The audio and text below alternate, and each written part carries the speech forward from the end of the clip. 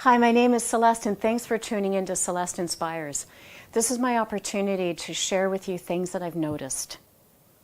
Things I've noticed in people and what's happening with them these days.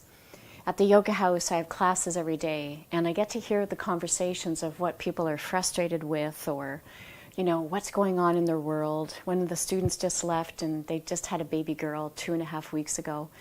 And, he showed me pictures, and, oh, she's gorgeous. And what I noticed was I just wanted to hear him. I just wanted to hear all the details, hear her name, hear how she's doing, how they're doing. It's her second baby. And what I noticed was I didn't offer up any comparison.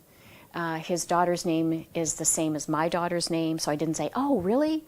I just wanted to hear him. So instead of saying, oh, yeah, my daughter's name is Sarah too, I was listening. And I noticed that that's become extremely sacred and important to me. I've noticed that I get really frustrated because there's this speed in our culture when it comes to conversation that there isn't a chance for an intimate dialogue, a dynamic to occur between two people, because people are barely listening, if they are. And they usually just they just share back a comparison of their situation of what you're saying. So you'll say you had a baby, and then they'll say, oh, yeah, and did you have it at East General Hospital? And there's this comparison. And Nietzsche said that we live in an age of comparison. And I'm wondering, how can we listen and really hear each other, really have an intimate exchange? So this is what I've noticed. I've noticed that when I hear somebody, I just want to hear them. I mentioned that.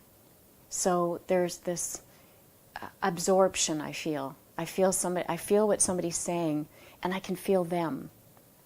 I can feel their experience, if they're happy, if they're confused, if they're hurt, if they're overwhelmed.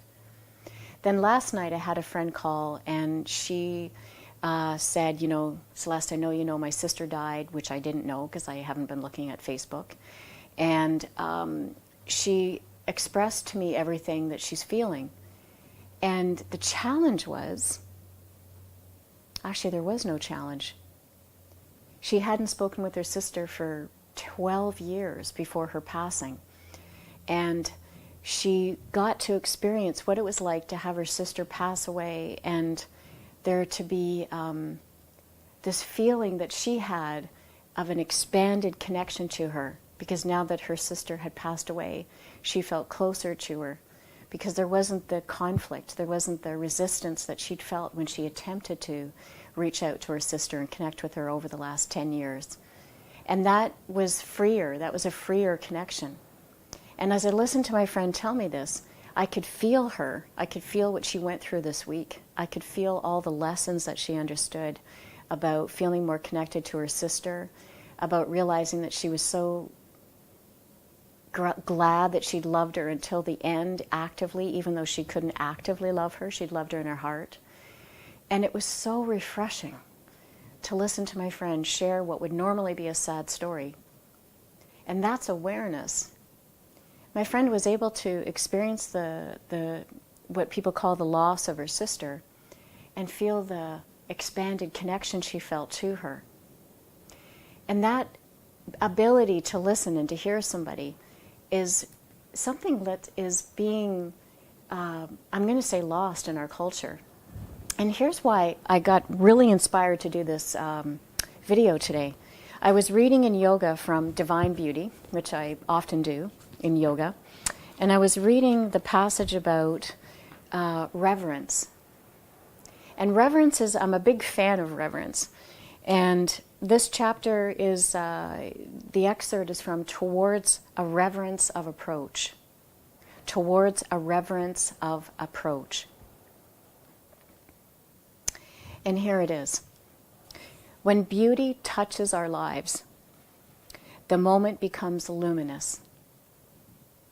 These grace moments are gifts that surprise us.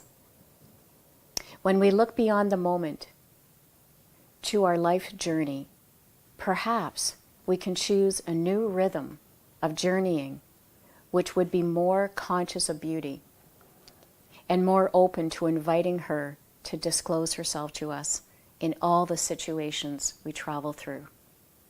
And that's when I thought of my friend.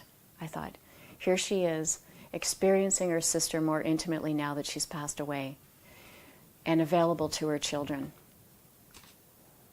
And when her sister was alive, she was less available to her children because her sister was a block.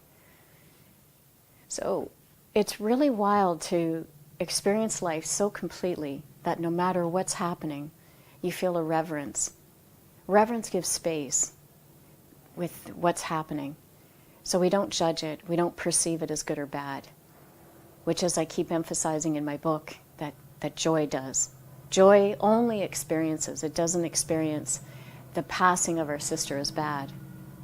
Death is a huge part of life, and we often forget to remember that when life alters and we experience the passing of someone close to us. I'm going to continue with this reading because I love it. Yet what you encounter, recognize, or discover depends to a large degree on the quality of your approach. I want to say that again. Yet what you encounter in life, recognize, or discover as you journey through life depends to a large degree on the quality of your approach. Many of the ancient cultures practiced careful rituals of approach. An encounter of depth and spirit was preceded by careful preparations and often involved a carefully phased journey of approach. Attention, respect, and worthiness belonged to the event of nearing and disclosure.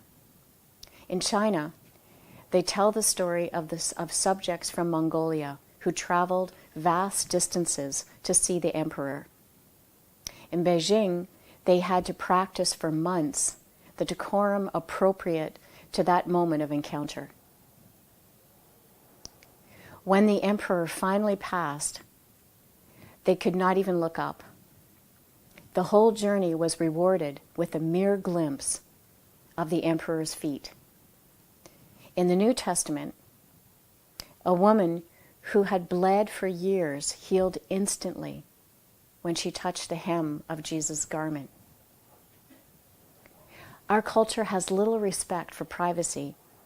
We no longer recognize the sacred zone around each person. We feel we have a right to blunder unannounced into any area we wish. So this is when I read this passage, I noticed that lately I've felt this intolerance to the speed at which people converse and exchange. I mean, people say I love you when they're on the way out the door. There's such a speed in our lives that our busyness carries into our conversations and the ways that we see each other, if we do see each other.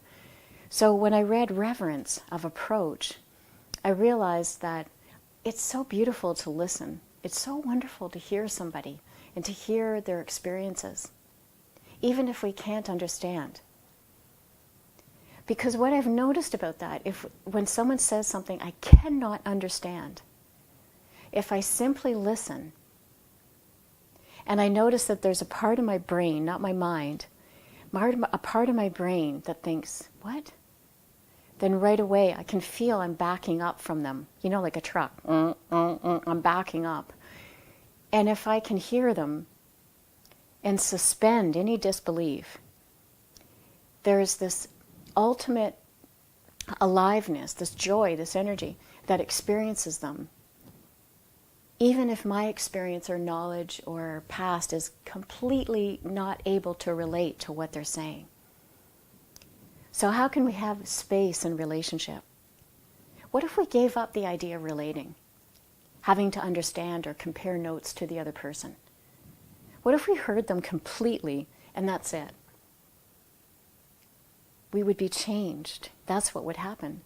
So this reverence of approach, this ability to hear somebody completely, thank you, John O'Donohue, is to hear somebody and to not need to understand or to not need to converse back our experience of that. Only hear them. And that ability to hear somebody is a huge gift. And it means that whatever that person has to share gets fully expressed And that's love. That's a very intimate moment, a very beautiful exchange. So do notice the speed at which you're listening. Are you listening? Can you hear the other person? And can you be there with them and not need to offer back your own slice of your experience? And then we can really be intimate and experience space with another. Thanks for listening.